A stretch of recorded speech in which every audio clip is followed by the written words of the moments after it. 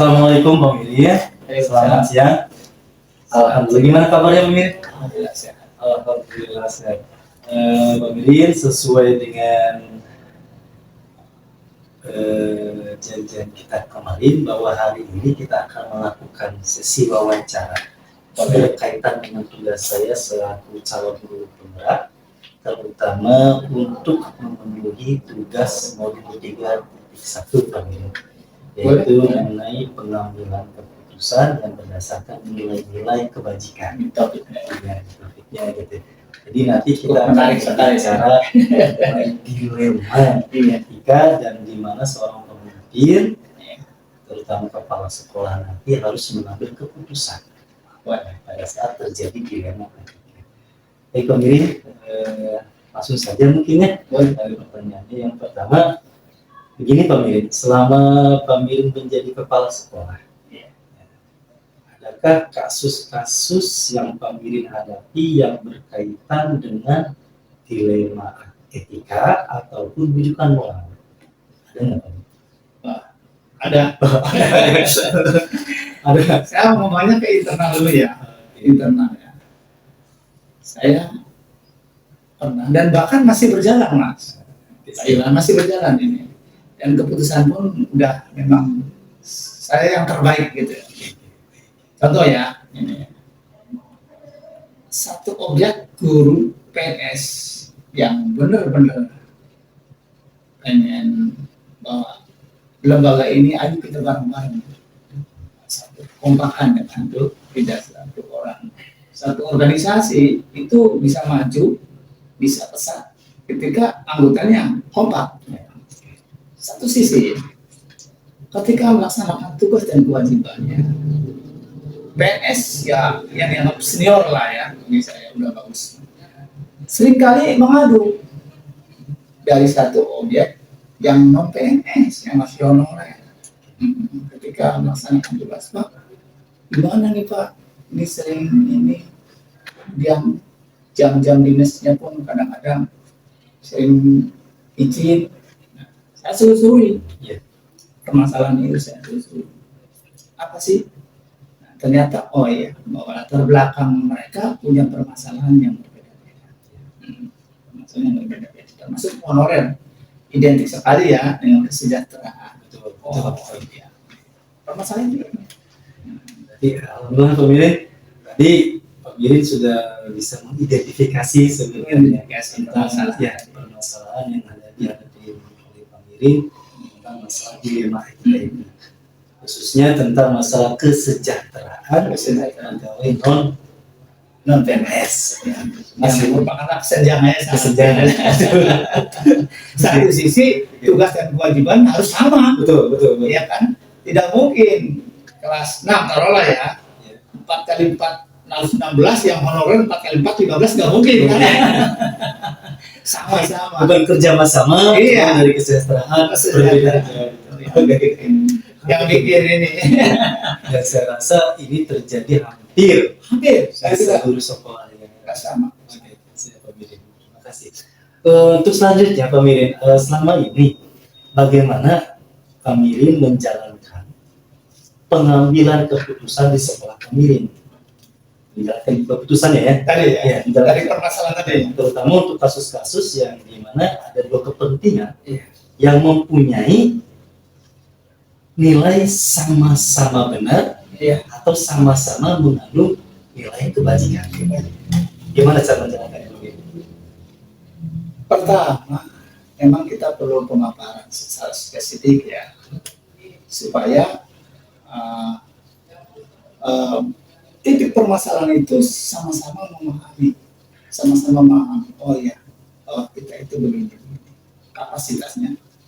Taruh contoh ya, yang notabene guru yang tempat rumahnya berdekatan dengan sekolah, dengan guru yang notabene yang tempatnya radiusnya yang puluhan kilo lah.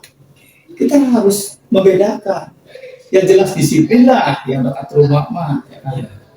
Yang jauh tidak mungkin harus sama. Termasuk permasalahan tadi antara PNS dan non PNS. Jadi hal semacam itu harus disamakan persepsinya dulu supaya dia menyadari penuh ketika ada gap-gap ataupun perbedaan persepsi, supaya tahu, oh iya ya, ada asbabun munculnya yang bisa begini kan. Iya, iya, iya. Gitu. Berarti alhamdulillah Pak Mirin tadi secara gamblang Pak Mirin sebenarnya sudah menceritakan tentang langkah-langkahnya atau prosedur Makanya yang bisa memahami persepsi lah. selama ini. Contohnya memahami persepsi Iya. berbagai macam pihak gitu ya.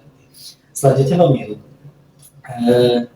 hal apa saja nih yang selama ini Pak Mirin anggap efektif di dalam mengambil keputusan pada kasus-kasus pengiriman tadi?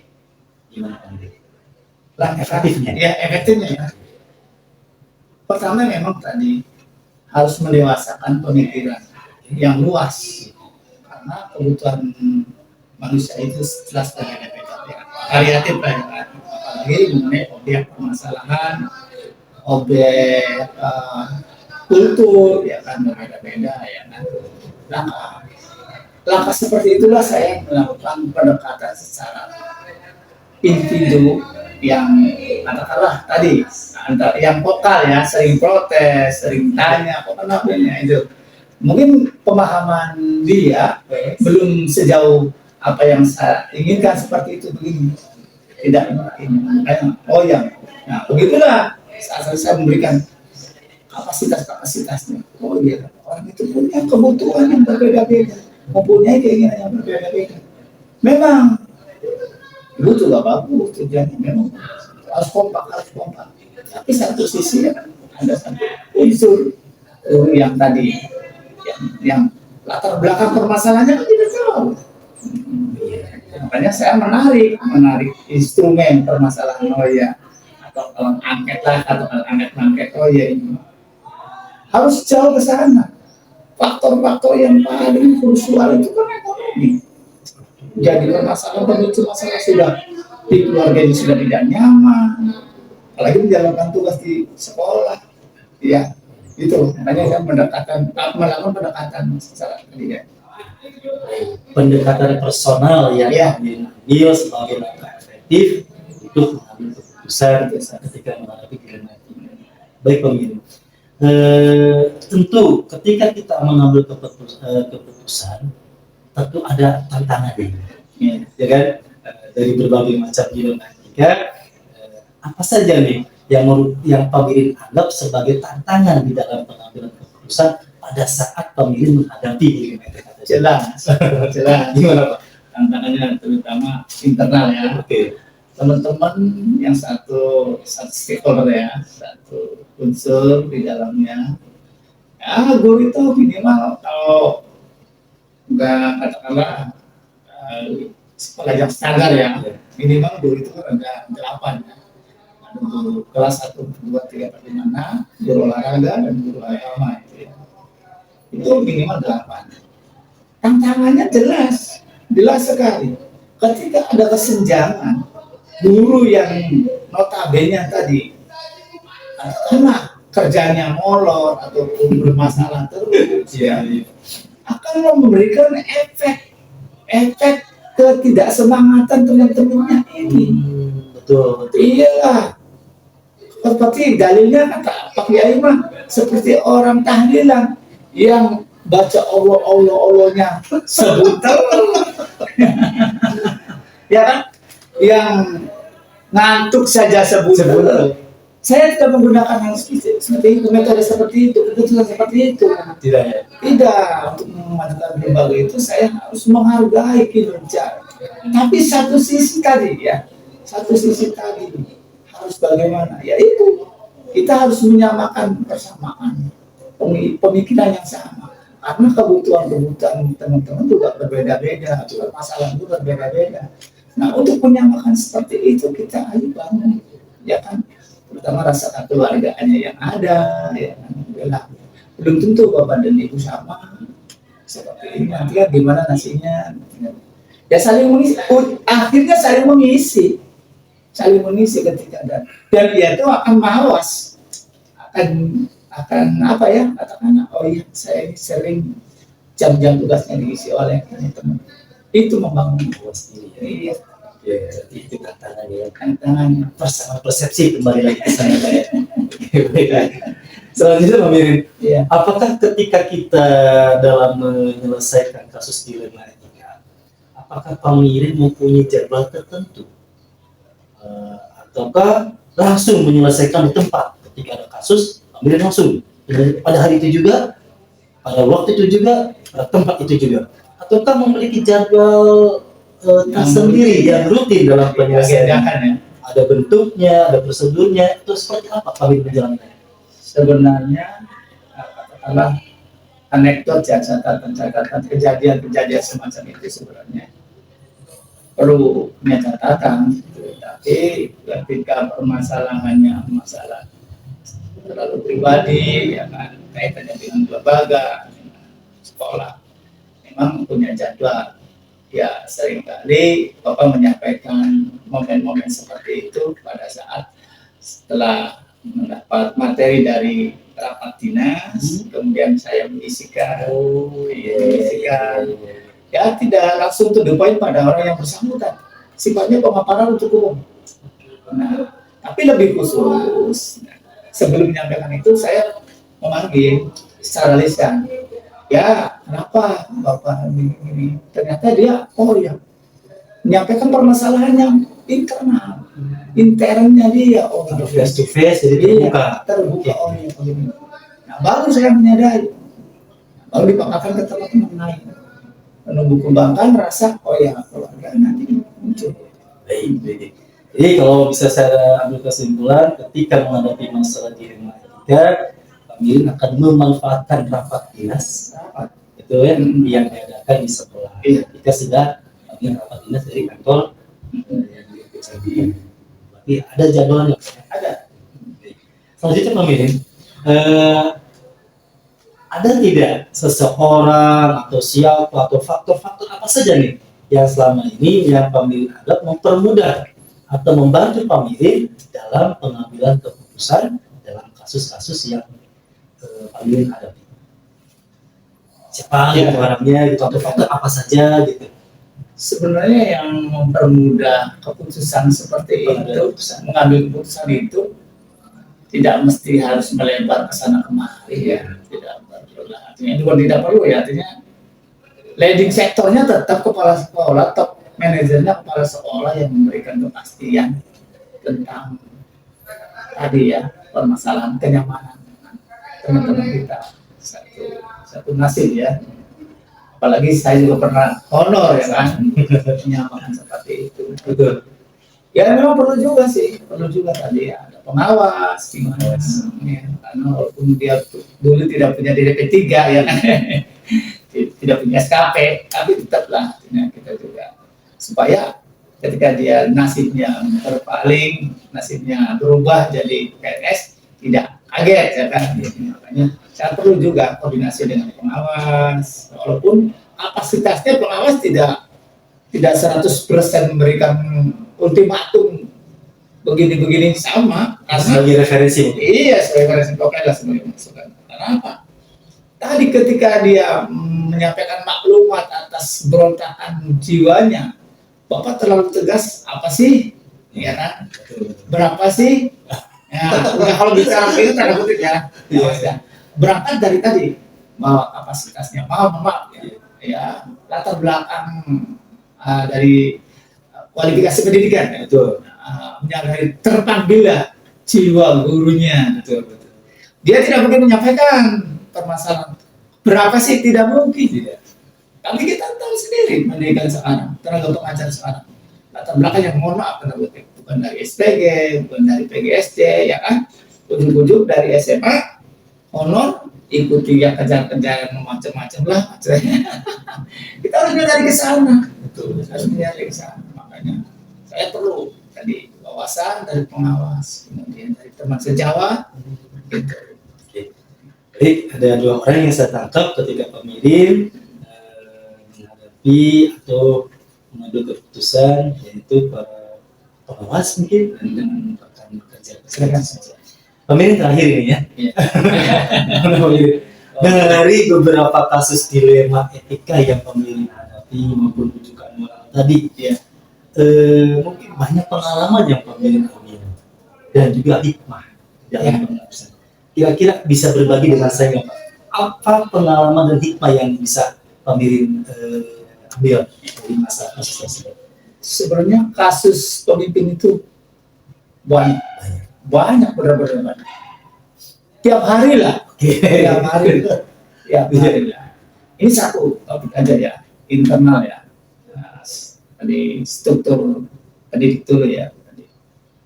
Itu ketika kita memberikan keputusan, kita memberikan katakanlah, kapan kita menggunakan tangan besi, kapan kita menggunakan sifat demokrasi, kapan kita menggunakan trik otoriter, itu ada saat-saatnya.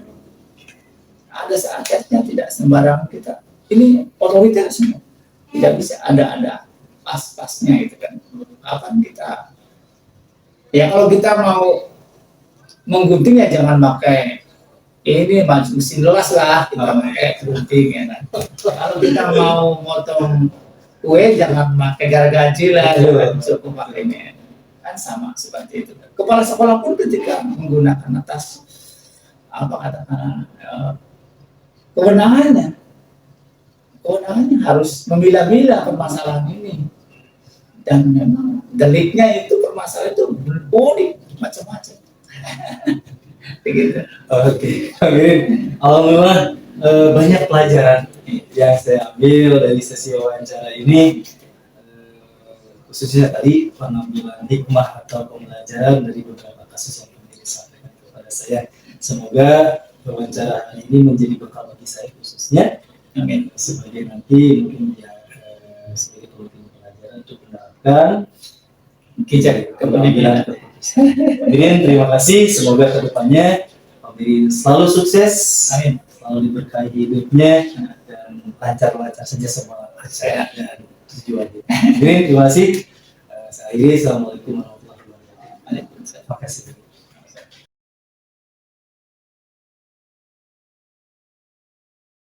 Bismillahirrahmanirrahim. Assalamualaikum Bu Ade. Gimana keadaannya, sehat? Alhamdulillah. Alhamdulillah. Bu Ade, sesuai dengan kesepakatan kita kemarin bahwa hari ini alhamdulillah saya bisa memohon waktunya kepada Ibu Ade untuk melakukan sesi wawancara berkaitan dengan salah satu tugas pada modul 3, yaitu tentang pengambilan keputusan berdasarkan nilai-nilai kebajikan.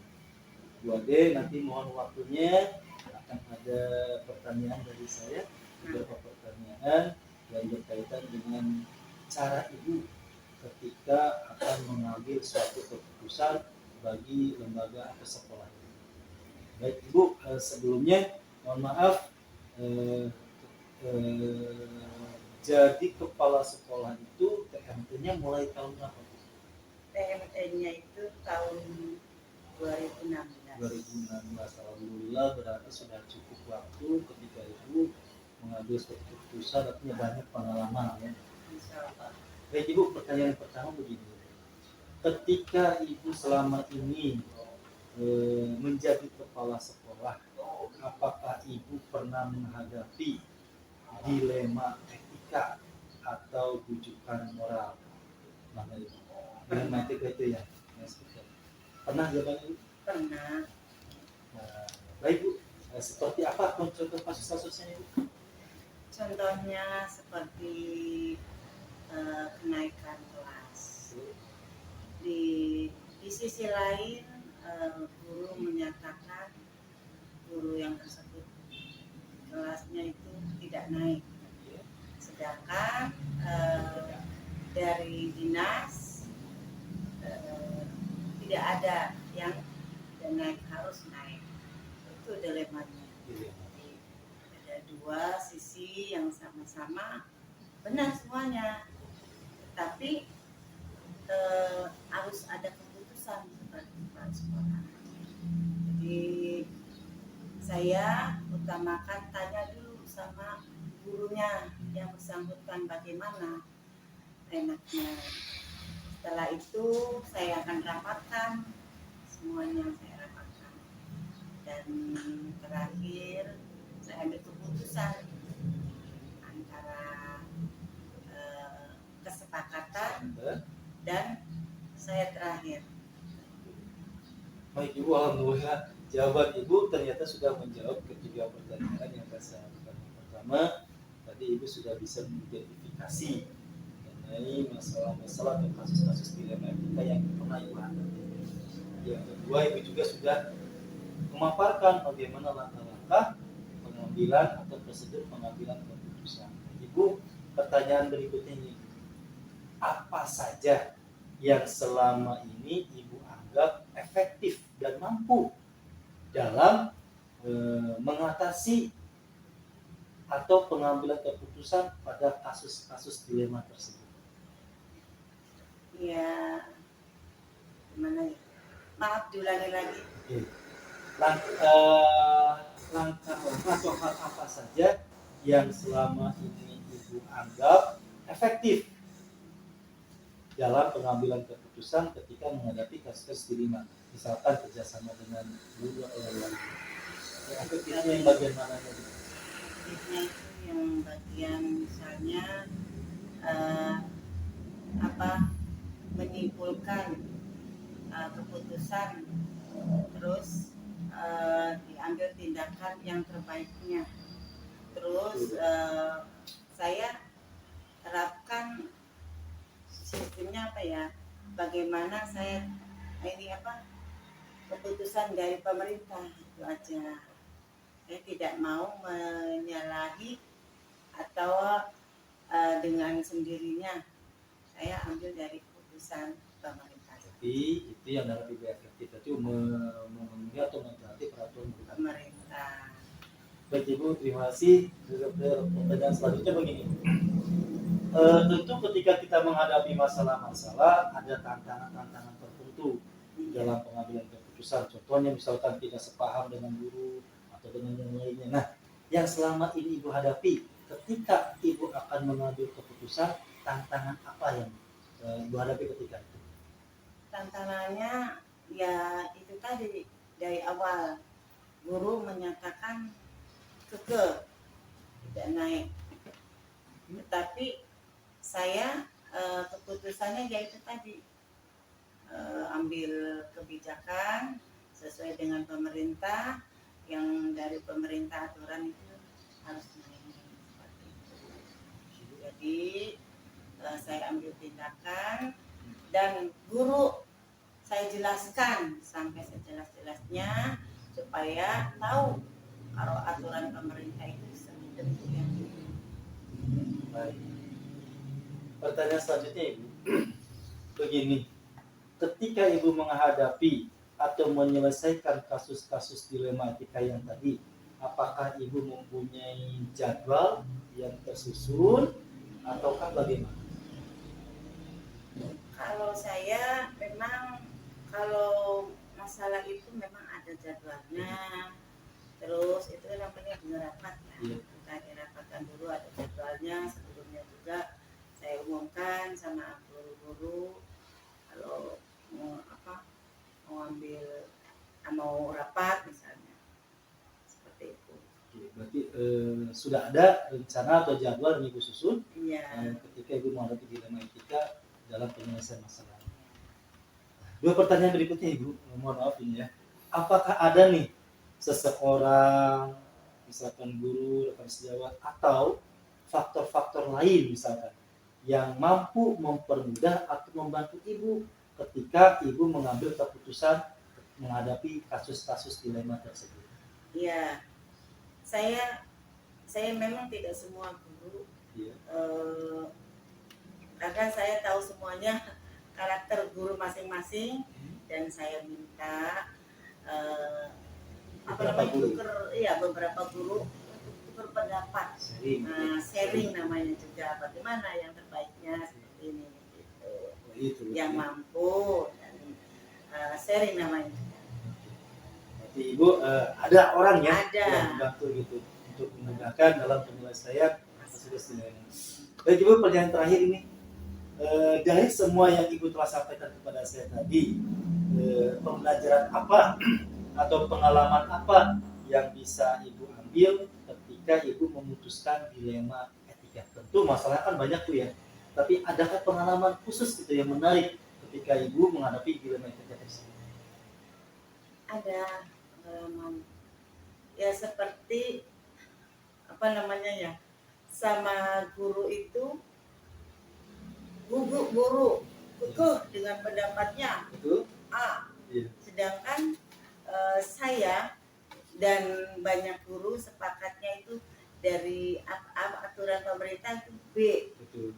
Itu antara ya kurang apa namanya ya, tapi kurang sepemikiran, tapi tujuannya memang semuanya baik.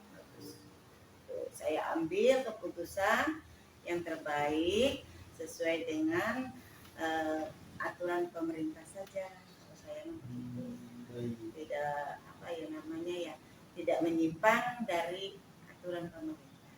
Alhamdulillah. Berarti dari pertanyaan terakhir itu banyak pengalaman ya. Tujuannya sama, cuman cara berpikirnya berbeda. Ibu, terima kasih atas waktunya. Semoga karir Ibu tetap meningkat ya, dari kepala sekolahnya. Ibu juga keadaannya tetap sehat dalam menjalankan tugasnya, dan alhamdulillah saya banyak mengambil pembelajaran dari sesi wawancara ini, dan semoga saja dari wawancara ini saya bisa memetik hikmah pengalaman dari Ibu supaya bisa menerapkan di dalam keadaan nanti ke depannya. Ibu, terima kasih. Akhirnya, assalamualaikum warahmatullahi wabarakatuh. Waalaikumsalam warahmatullahi wabarakatuh.